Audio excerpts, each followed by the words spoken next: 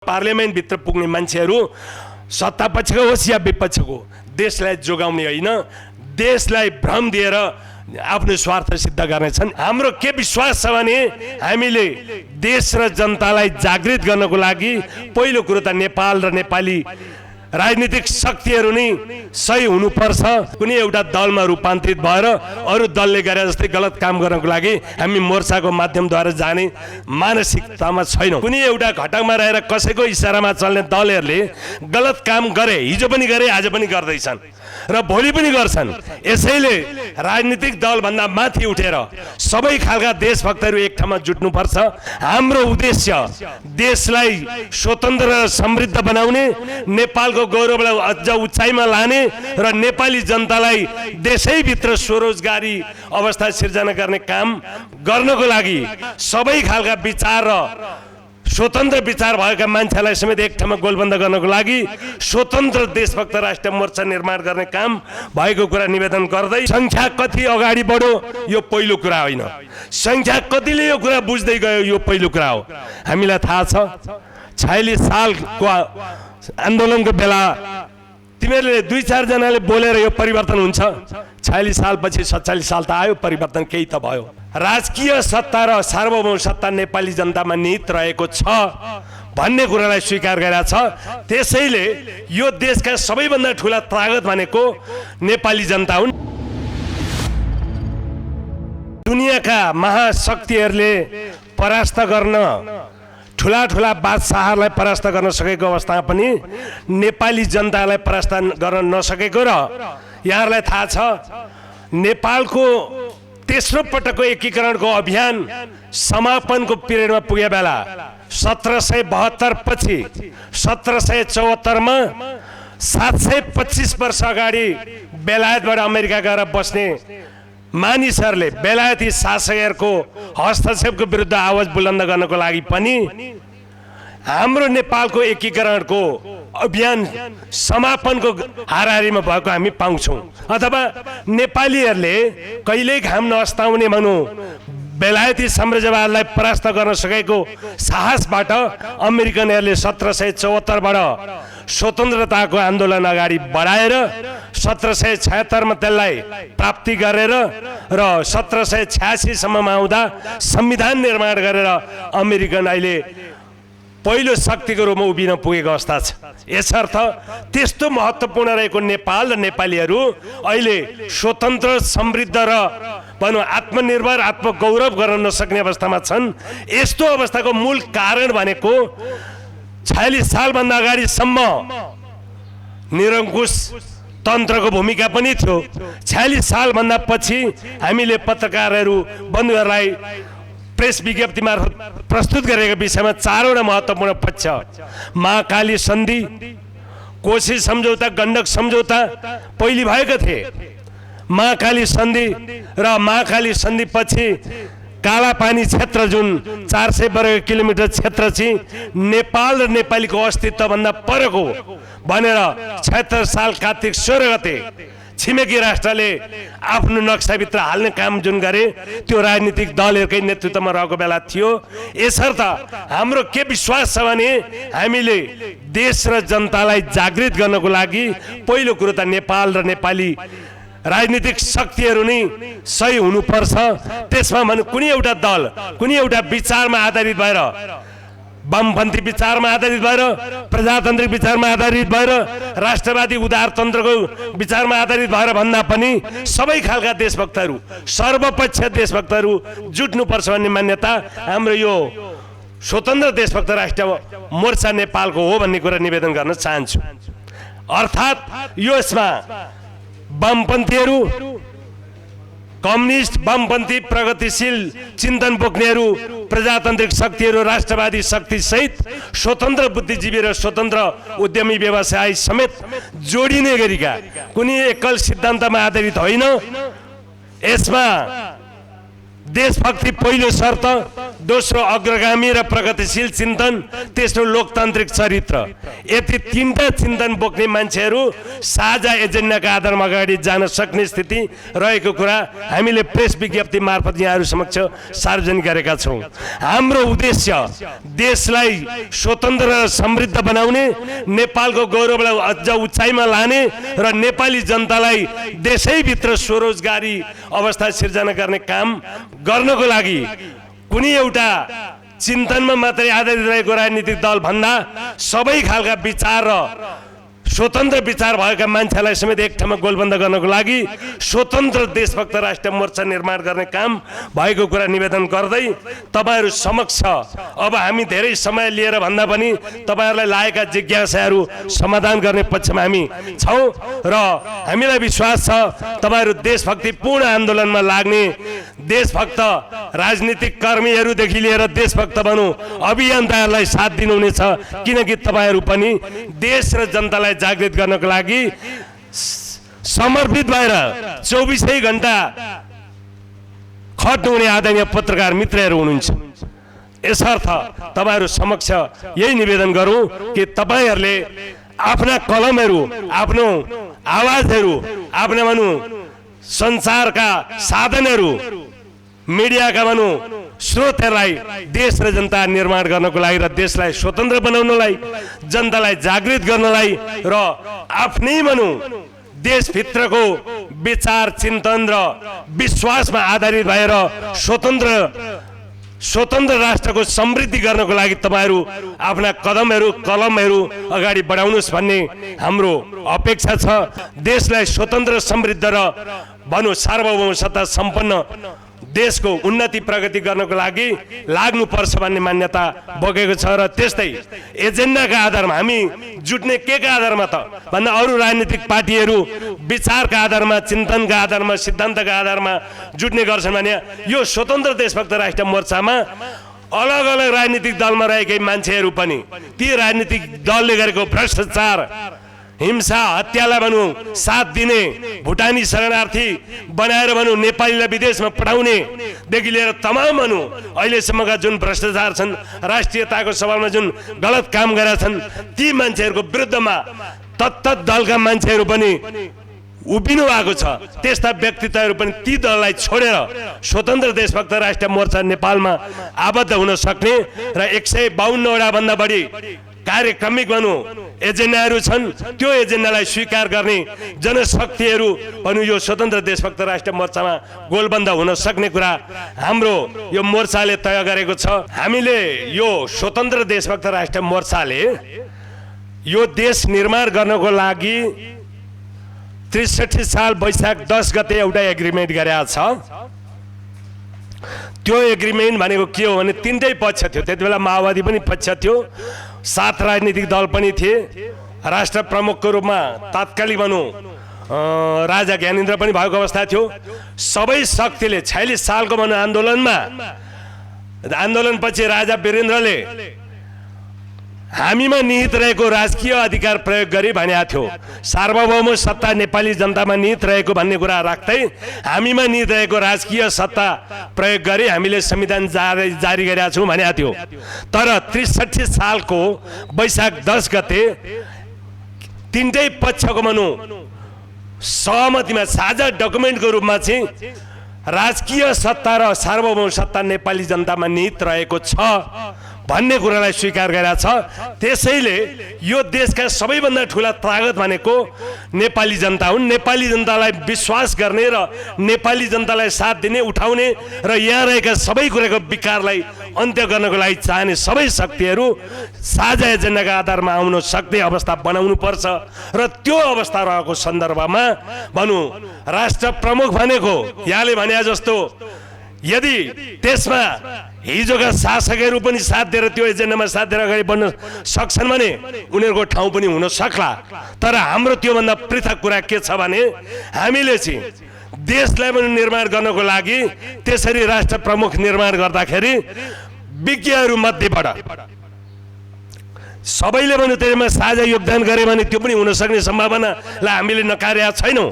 तर त्योभन्दा नि हाम्रो अहिलेको विश्वास के हो भने देश र जनतालाई निकास दिनको लागि दलका मान्छेहरू भन्दा पनि राष्ट्र प्रमुख बनाउने कुरा चाहिँ विषय विज्ञहरू जसले देशलाई ठुलो योगदान गरेका छन् त्यस्तो व्यक्तित्वहरूलाई भने त्यहाँ स्थापित गर्न सकिन्छ भन्ने मान्यताका साथ हामीले यो राष्ट्र प्रमुख संवैधानिक राष्ट्र प्रमुख भनेका हौँ। किन भन्यौँ भने देशको सार्वभौम सत्ता सम्पन्न गर्नको लागि राष्ट्र प्रमुख काम संविधानको संरक्षण मात्रै होइन देशको संरक्षण गर्नु पनि पर्छ। जुन कुरो थाहा पाउनु भएको छैन कसैले पनि थाहा नपाउनेले थाहा पाएन त्यो दोस्रो कुरा हो। हामी देशभक्तहरू देशमा रहेका राजनीतिक कर्मीहरू मात्रै होइन कुनै एउटा घटकमा रहेर कसैको इसारामा चल्ने दलहरूले गलत काम गरे, हिजो पनि गरे, आज पनि गर्दैछन् र भोलि पनि गर्छन्। यसैले राजनीतिक दलभन्दा माथि उठेर सबै खालका देशभक्तहरू एक ठाउँमा जुट्नुपर्छ। त्यसमा तपाईँहरू पत्रकार पनि पर्नुहुन्छ। तपाईँहरू चाहिँ यो होइन कि किनारमा बसेर चौथा अङ्गको रूपमा रहेर देशलाई जोगाउने पक्षमा तपाईँहरूको कलम चल्दैन यो हामीलाई लाग्दैन। तपाईँहरू पनि पर्नुहुन्छ। त्यसैले हिजो जसले थाहा पाएर गरे तिनीहरू त कसैको इसारा गरेका थिए, जसले थाहा पाएनन् उनीहरूले महसुस गरेका छन्।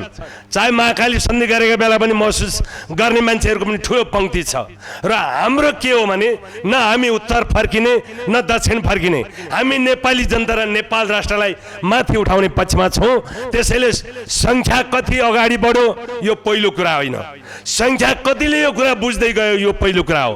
हामीलाई थाहा छ 46 सालको आन्दोलनको बेला तिमीहरूले 2-4 जनाले बोलेर यो परिवर्तन हुन्छ, 46 सालपछि 47 साल त आयो, परिवर्तन केही त भयो। 30-60 सालतिर पनि त्यही भनिन्थ्यो, त्यसपछि नि केही आयो। यहाँ समस्या के हो भने परिवर्तनको लागि नेपाली जनता तत्पर छन्। राजनीतिक दलहरूले चाहिँ स्वार्थमा केन्द्रित रहेका राजनीतिक दलहरूले देश र जनताको प्राथमिकतामा भन्दा पनि देश र जनतालाई तिलाञ्जली दिएर आफ्नो स्वार्थमा केन्द्रित भएको कारणले गर्दा यो भएको छ। यसैले म विनम्रता साथ पत्रकार बन्धुलाई के आग्रह गरौँ भने सङ्ख्या कति छ यो पहिलो कुरा हुन्छ नै आन्दोलनको बेला, तर यथार्थ कुरा बुझ्ने जनतामा कति काम गर्न सक्यो त्यो पहिलो कुरा हो। र हामीले देश र जनतालाई निर्माण गर्नको लागि देश र जनतै जागृत भएपछि नेपाल सुनिश्चित हुन्छ भन्ने कुरामा हाम्रो बुझाइरहेको छ। यसर्थ यो तागत यथार्थको तागत सत्यमा आधारित रहेको तागत हो भन्ने कुरा विश्वास दिलाउन चाहन्छु। हामीले राजनीतिक रूपबाट हिजो जे गलत गरेका छ देशमा संसदमा पुगेका दलहरूले त्यसबाट उनीहरूले गलत काम गरेका छन् भन्ने कुराको फिलिङ हामीले नेपाली जनतामा गराउन सक्छौँ। जनतालाई हामी जागृत गर्ने हो। हाम्रो तागत शान्तिपूर्ण हो। अहिलेको तागत भनेको जनतालाई सङ्गठित गर्ने, जनतालाई जागृत अवस्थाबाट अगाडि बढाउने र जनतालाई नै जागृत गरेर फर्काउने गरेको स्थिति हो। एउटा जनताको सडक सङ्घर्षबाट त्यो आह्वान गरेर अगाडि बढाउँछौँ भने अर्को कुटनीतिक माध्यमद्वारा समेत त्यसलाई फर्काउने गरेको वातावरण हामी लाग्छौँ भन्ने कुरा यहाँहरूलाई निवेदन गर्न चाहन्छु। हो हो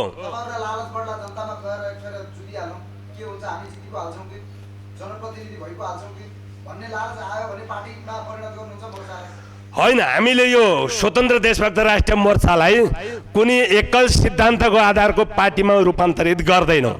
यहाँले भने साँचो हो, हामीले देशव्यापी रूपमा जनताको बिचमा काम गरेपछि यही मोर्चाको आधारबाट पनि तपाईँहरू पनि जनताको बिचमा आवाज बुलन्द सडकमा मात्रै नगर्नुहोस्। अहिलेको असफल रहेको संसदीय व्यवस्थालाई खारिज गर्ने भन्नुभएको तपाईँहरूले जसरी विगतमा जनप्रतिनिधि भनौँ स्वतन्त्र भनौँ जनप्रतिनिधि भएर पञ्चायत कालमा भनौँ स्वतन्त्र वामपन्थी र स्वतन्त्र भनौँ प्रजातन्त्रवादी भनेर चाहिँ गएर त्यही पञ्चायत व्यवस्थालाई ध्वस्त गरे जस्तै तपाईँहरू यो मोर्चामा रहेका मान्छेहरू देशव्यापी रूपमा जानुहोस् र तपाईँहरूलाई हामीले साथ दिन्छौँ र यो असफल भएको संसदीय व्यवस्थालाई खारिज गराउने र भनौँ लोकतान्त्रिक भनौँ पद्धतिको आधारमा भनौँ एउटा नयाँ परिपाटीको संसदीय परिपाटी लोकतान्त्रिक पद्धतिको परिपाटी स्थापित गर्न लाग्नुहोस् भनेर जनताले भन्नुभयो भने त्यति बेला हामी सोच्न सक्दछौँ। तर अहिले जस्तो जुन दलमा भाँसिएका दलहरू एउटा लिडरले तोकिएको कुराको आधारबाट गलत काम गर्न पनि अगाडि बढ्ने कार्यकर्ताहरू र पार्लियामेन्टभित्रमा पनि बस्ने पार्लियामेन्ट मेम्बरले आफ्नो अधिकार प्रयोग नगर्ने र देशको हितमा भन्दा देशलाई खण्डित गर्ने काम गरे स्थिति जुन गरेका छन् त्यसलाई खारेज गर्नको लागि जानुहोस् भन्ने खालको जनताको आह्वान भयो भने हामी यही मोर्चाको माध्यमद्वारा जान सक्छौँ। त्यसमा हामीले नकार्ने विषय बनेको छैन, तर वास्तविक तपाईँ यहाँले उठाए जस्तो कुनै एउटा दलमा रूपान्तरित भएर अरू दलले गरे जस्तै गलत काम गर्नको लागि हामी मोर्चाको माध्यमद्वारा जाने मानसिकतामा छैनौँ। होइन, यहाँ जुन लेखिएको शब्दमा त्यस्तो फिलिङ गर्नुभयो होला यहाँले, हाम्रो त्यो फिलिङ गर्नुभएको छ भने म त्यसलाई स्पष्ट गर्न चाहन्छु। हामी नेपालमुखी हौँ, मैले अघि पनि भने, न चीनमुखी न भारतमुखी न अमेरिकामुखी न युरोपमुखी, हामी नेपालमुखी हुने हो। हाम्रो चिन्ता के हो भने यहाँ अमेरिका र चीनको सन्दर्भ उठाएको बेला यहाँले उठाउनु भएको विषय हो। हाम्रो चिन्ता के हो भने नेपाललाई अहिले युक्रेन बनाएको छ नि अमेरिका र भनौँ रुसहरू बिचको स्थितिमा युक्रेन बनाएर त्यहाँ जनताको नरसंहार भइरहेको छ नि। हाम्रो चिन्ता के हो भने हाम्रो भूगोललाई उपयोग गरेर चीनलाई हान्ने गरेको स्थिति भन्ने सन्दर्भ त्यहाँ परेको स्थिति के हो भने हाम्रो रण मैदान बनाउनको लागि दिनु हुँदैन भन्ने मान्यता हो हाम्रो।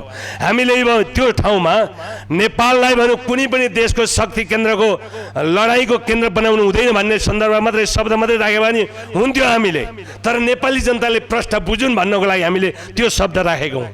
हामी न भारतमुखी हौँ, न चीनमुखी, न युरोप अमेरिकनमुखी, हामी नेपालमुखी हौँ। र नेपाली जनतालाई के सचेत गराउन चाहन्छौँ भने जतिसुकै ताकत भर भए पनि देशलाई जोगाउनको लागि हामी नेपाली जनता नै जागृत हुनुपर्छ, नेपाली जनता नै मन उड्नुपर्छ भन्ने मान्यतामा छौँ। यसैले त्यो शब्दबाट यहाँले त्यस्तो अर्थ निकाल्नुभयो भने हाम्रो आशा त्यस्तो होइन।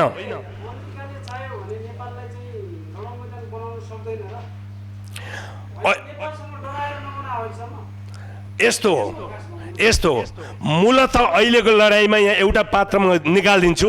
अहिले रहेको न भारतले सक्छ, न अमेरिकाले सक्छ, न युरोपले सक्छ, न चीनले सक्छ, कसैले नेपालभित्र सोझै आएर खुट्टा टेक्न सक्दैन। यही रहेका नेपालका लिडर हुँ भन्ने, नेपालका दल हुँ भन्ने मान्छेले बाटो दिएको कारणले गर्दा यो खेल भएको छ। यसको आधार एउटा पाटो ती देशहरू हुन् भने अर्को पाटो यहाँ देशकै हाम्रा शासकहरू जो सत्तामा पुगेका छन् उनीहरूले हो, र उनीहरूको कारणले माध्यम उनीहरू हुन्, तर उनीहरूले आफ्नो इच्छा पुरा गर्नको लागि गरेका हुन्। कसको नेताबाट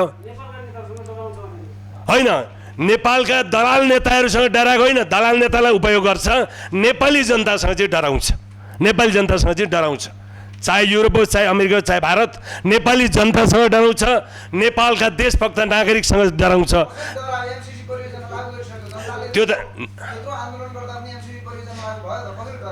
त्यो त पार्लियामेन्टमा बस्ने मान्छेहरू जो दल भ्रष्ट शासकहरू छन्, जसले गर्दा नेपाली नागरिकलाई नै बेचेर भुटानी नागरिक बनाएर अमेरिका पुर्याउन पुगेका छन्, ती शक्तिको माध्यमबाट गरेका हुन्।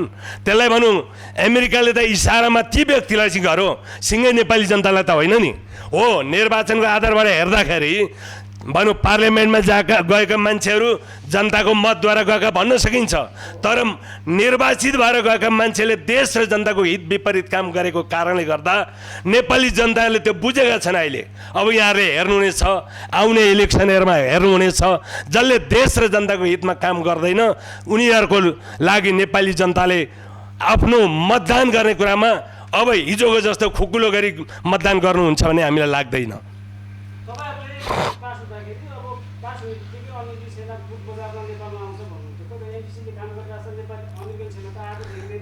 अब त्यति बेला हामीले भन्यौँ भन्दा नि हामीले त यो मोर्चाको माध्यमबाट त भर्खर भन्दैछौँ। हामी भनौँ कहीँ जोडिएको अवस्थाको स्थितिको आधारलाई भन्नुभएको नि त्यो अर्को कुरा हो। एमसिसीबाट भन्दा नि एसपिपी भनेको रणनीतिक भनौँ, अमेरिकन रणनीतिक सैन्य रणनीतिक भनौँ क्षेत्रको कुरा हो। एसपिपी चाहिँ यहाँ नेपालमा लागू गर्ने उसको महत्त्वपूर्ण योगदान हामीले गर्छौँ भन्ने नामबाट झुक्क्याएर एमसिसीको साथसाथै एसपिपी गर्ने गरेको योजनामा छन्।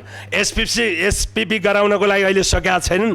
त्यस्तो भयो भने यहाँले महसुस गर्नुहुनेछ, हामीले महसुस गर्नेछौँ कि अमेरिकन फोर्सले हाम्रो देशमा भनौँ हाम्रो देशको कानुनभन्दा माथि उठेर उसले एमसिसीको भनौँ कानुन बनाउनको लागि जुन कोसिस गरेर पार्लियामेन्टबाट पास गरायो, त्यसले गर्दाखेरि हामीले त्यो दिन देख्न सक्ने खतरा चाहिँ छ।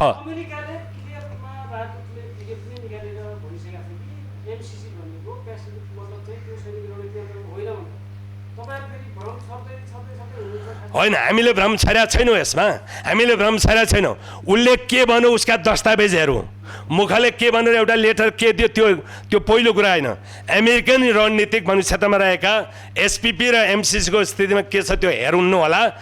2017सम्म ती कुराहरू उल्लेख गरेका थिएन।